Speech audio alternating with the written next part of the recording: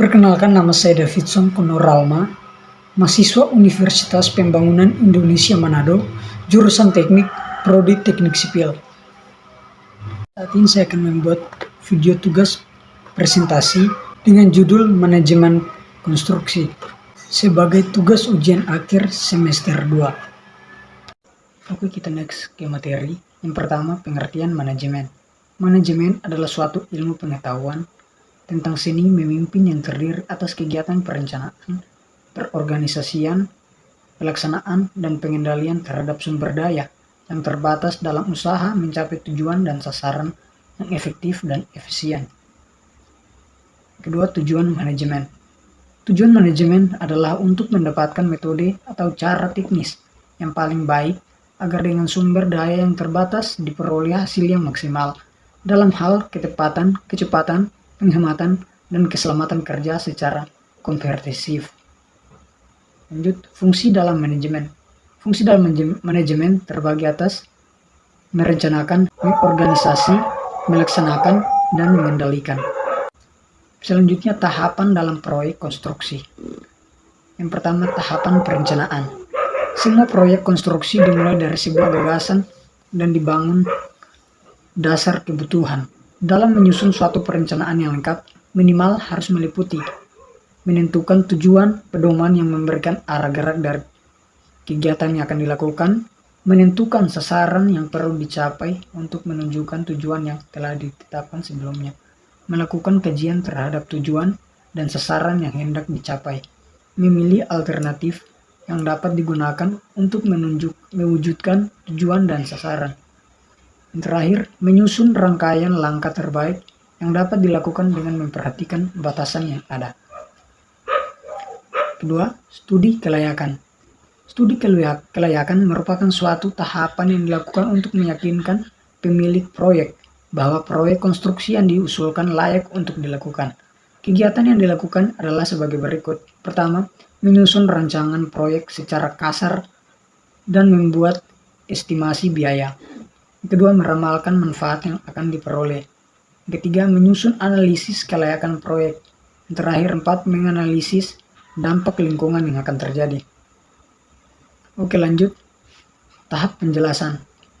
Pada tahap ini, pemilik proyek menjelaskan fungsi proyek dan biaya yang diizinkan sehingga konsultan perencana dapat menafsirkan keinginan pemilik. Kegiatan yang dilakukan adalah sebagai berikut. Pertama, menyusun rencana kerja dan menunjuk tenaga ahli. Kedua, mempertimbangkan keadaan lokasi dan lapangan serta merencanakan rancangan tafsiran biaya dan persyaratan mutu. Yang ketiga, menyiapkan jadwal serta rencana pelaksanaan proyek.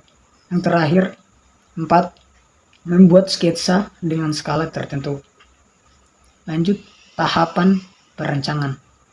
Pada tahap ini dilakukan perencanaan yang lebih mendetail sesuai dengan keinginan dari pemilik.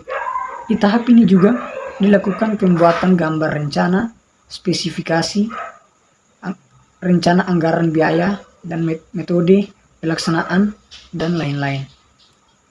Lanjut, pelelangan.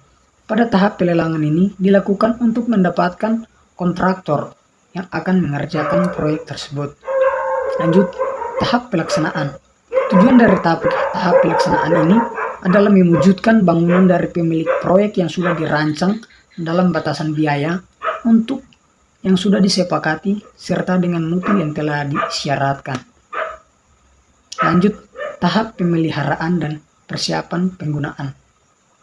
Tujuan dari tahap ini adalah menjamin agar bangunan sudah sesuai dengan dokumen kontrak dan semua fasilitas bekerja sebagaimana mestinya.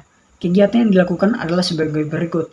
Yang pertama, mempersiapkan data pelaksanaan berupa data-data selama pelaksanaan berlangsung maupun gambar pelaksanaan. Yang kedua, meneliti bangunan secara cermat dan memperbaiki kerusakan yang ada. Yang ketiga, mempersiapkan petunjuk operasional serta pedoman pemeliharaan. Berikutnya, pihak yang terlibat dalam proyek konstruksi.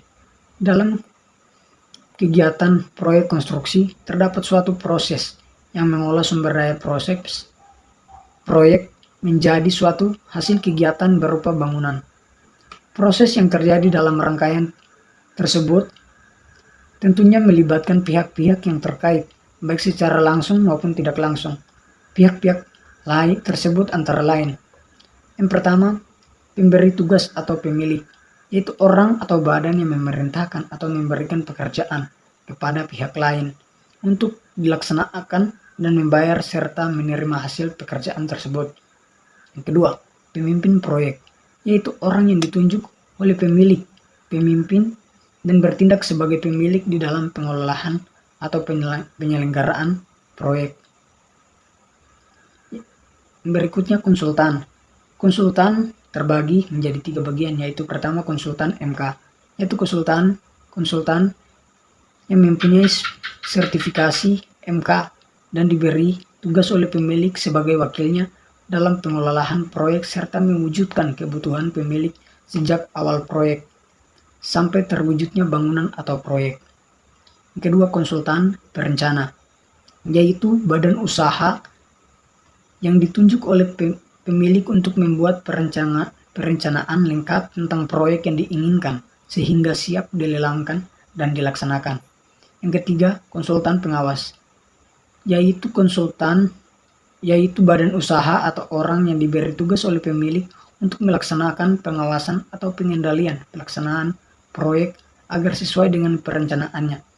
Pengendalian dan pengawasannya mencakup pengendalian waktu, biaya, dan mutu. Berikutnya tentang kontraktor. Kontraktor yaitu badan usaha atau orang yang disetujui pemilik untuk melaksanakan pekerjaan fisik proyek sesuai dengan perencanaan yang telah ditentukan perencana yang tertuang pada gambar-gambar rencana dan spesifikasi yang telah ditentukan dalam kontrak. Berikutnya, subkontraktor. Subkontraktor adalah pihak yang ditunjuk oleh kontraktor dan disetujui oleh pemilik untuk mengerjakan sebagian pekerjaan kontraktor pada bagian fisik proyek yang memiliki keahlian khusus. Berikutnya, pemasok. Pemasok adalah salah satu pihak yang terlibat secara tidak langsung dalam pekerjaan proyek. Pemasok ditunjuk oleh kontraktor untuk memasok material yang memiliki kualifikasi yang diinginkan oleh pemilik. Jadi kesimpulannya, manajemen adalah suatu ilmu pengetahuan tentang seni memimpin yang terdiri atas kegiatan perencanaan, perorganisasian, pelaksanaan, dan pengendalian terhadap sumber daya yang terbatas dalam mencapai tujuan dan sasaran efektif dan efisien.